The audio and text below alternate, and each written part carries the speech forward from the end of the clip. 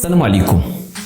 في هذا الزمان الوصيه ديال الوالدين ما بقات تساوي والو، وقليل بقى كيدير بها. باش تعرفوا القيمه ديال الوصيه ديال الوالدين بقاو معايا في هذه القصه، حاولوا تدفعوا الضوء. قصه كتجمع ما بين الخيال والواقع، اكيد غتعجبكم الا تصنتوا لها حتى الاخر، ونبغيكم في الاخر ديروا لي النهايه لهذه القصه. كان يا ما كان يا سيدي في واحد الزمان كان التاجر وثلاث بنات كانوا كيعيشوا في اعلى قمه ديال الجبل. هذا التاجر كيعتمد على القوت ديالو من الاعشاب والنباتات اللي كتستعمل في الادويه. عنده البنت الكبيره والمتوسطه والصغيره. وما نساوش باللي هذا التاجر كان مربي واحد الكلب. واحد النهار جات له وقيته فاش ان التاجر يمشي مع القافله ويغيب شهر شهرين 3 شهور 4 شهور، وعلاش لا ما نقولوا عام، على حساب الوقت وشنو جابت له. التاجر قبل ما يسافر جمع بنيتاتو ب3 وخلى لهم واحد الوصيه، قال لهم بنياتي شدوا في بعضكم وما تفوتوش بعضكم، واي حاجه كاينه حاولوا تشاوروا فيها نتوما ب3. البنات بقى فيهم الحال تيبكيو، بانا غتمشي غتخلينا. جات له وقيته فاش باهم غيجمع الرحال، غيسرج الحمار وغي تجي القافله باش يمشي معها. قال لي من الوصيه اللي نخلي لكم بليداتي هي انكم تهلاو ليا في هذا الكلب.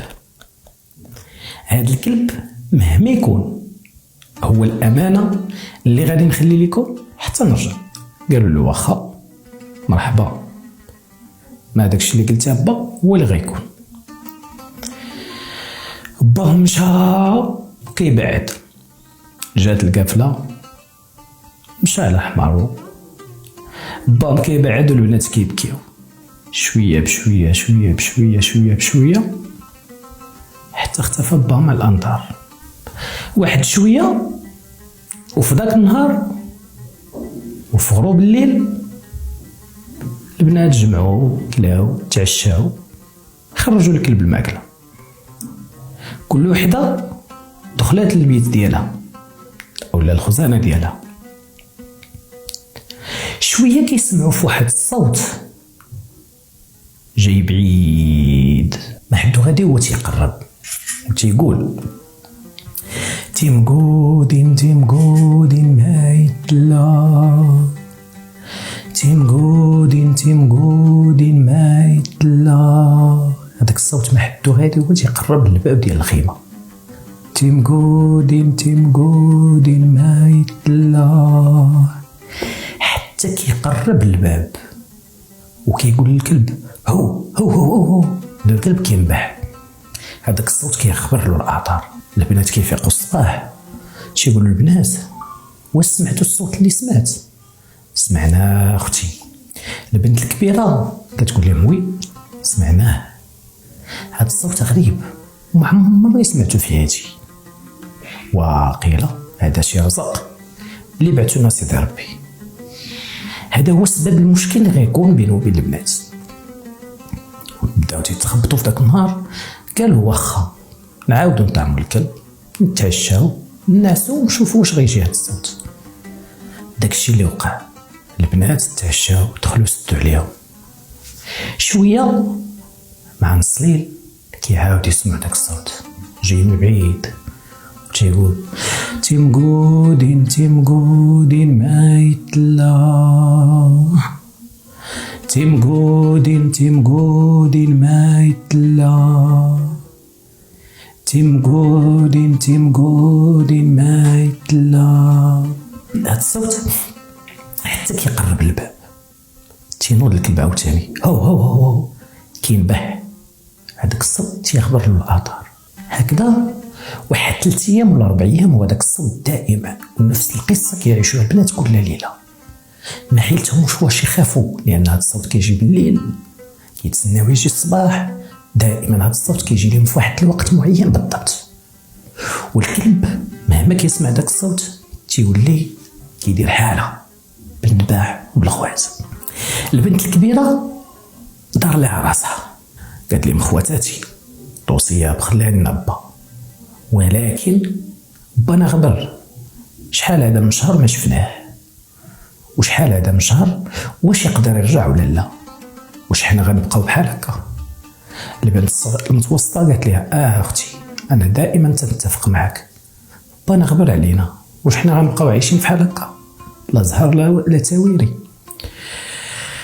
البنت الصغيرة قالت لهم شوفوا قد ما غابة غيرجع، انا ما غنتفقش معكم. والكلام اللي ضرب البنات هو ان البنت الكبيرة طلبات بانها تصفيها الكلب وتذبحو، واللي جا في رزقو شي حاجه الوصيه ديال با يديه تديه، معتقده ان هذا الكلب كيبعد عليهم داك الرزق اللي كيجي لهم، ربما هذا شي رزق ولا شي زهر او لا شي راجل للزواج اللي كيقرب لهم وهذاك الكلب تيمنعو. اتفقوا البنت الكبيره والمتوسطه، الصغيره ما اتفقاتش معها، واخا غلبوا عليها. قال لها شنو غنديروا، هي اننا غادي نذبحوا هذا الكلب. تعاونات البنت الكبيره مع البنت المتوسطه ذبحوا الكلب. فاش جاو يقسموا الكلب قالت لهم البنت الصغيره ما تعطوني حتى شي حاجه، عطوني غير داك الراس ديال الكلب. قال لها طلبتي غير الموجود، غير الراس خوديه، انا الحاجه اللي غادي ناخذو فرقوا داك اللحم ديالو كل وحده دات شويه. البنت الصغيره شدت داك الراس درتو في الطوب بيض وخلاتو عندها في البيت. البنت الصغيره عينيها عامه وبالبكا، يعني ما خلات ما بكات، ما بغاتش وصيه باها تفرق. من بعد هذوك البنات بجوجات حاولوا انهم يتبرزوا ويتقادوا يلبسوا ويتسناو هذيك الوقيته اللي كيجي فيها داك الصوت. بطبيعة الحال داكشي اللي وقع، لبسوا برزوا تقادوا عطروا، يعني المرأة جاهزة بكل المواصفات.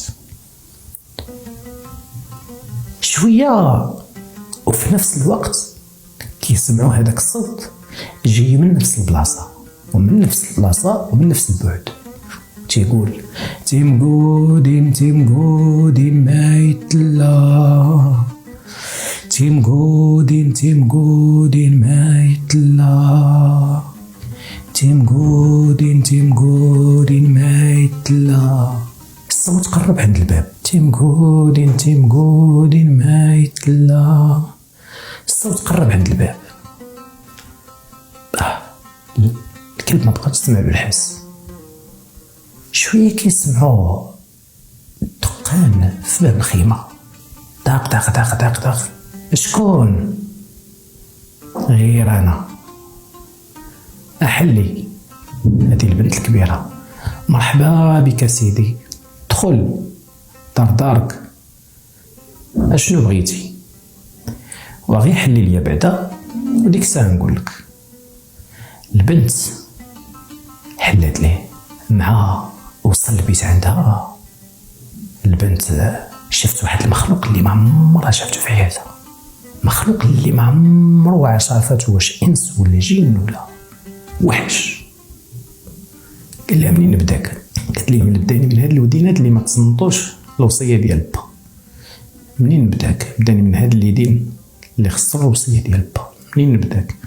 بداني من هاد العقل اللي ما تيفكرش وما دارش بوصيه اختي الصغيره. منين نبداك؟ حتى صفى عليها سلام البنت الكبيره ويمشي تيمقودين تيمقودين ما يتلا، دق دق دق دق. هذه البنت المتوسطه، شكون؟ غير انا، شنو بغيتي؟ حلي مرحبا حلي. قالت له مرحبا. البنت الصغيره حلت الباب، حتى هي نفس الحاجه ما عرفتش باش شعرات. هذا المخلوق يعني في الوصف ديالو صعيب انه يتوصف، بشاعة والخوف. قال لها منين بداك؟ قالت لي بداني من هاد الودينات اللي عاون اختي. منين بداك؟ بداني من هاد الودينات اللي ما تصنتوش لاختي. منين بداك؟ بداني من هاد الرجيلات، بداني من هاد الفم اللي بداني حتى صفى عليها. البنت الصغيرة جات في الاخر ديال الدار، وهذاك استلمنا غادي تيمقودين ما يتلا، تيمقودين ما يتلا. يلا غيحط يدي على الباب، هو ينوض هذاك الراس ديال الكلب وينباح، تسمع النباح ديال الكلب، الصوت غبر. خوتي ممكن تكون عندكم شي كمالة لهاد القصة، انا عارف الكمالة ديالها، ولكن اللي توقع الكمالة ديالها وجابها في السياق اكيد غيخليها لنا في الكومونتير. كنتو معايا في احلى قصة. الى عجبتكم هاد القصص، الناس اللي كيشدوا الليل، بقى نعاود لكم قصص اللي زوينة بزاف. شكرا لكم.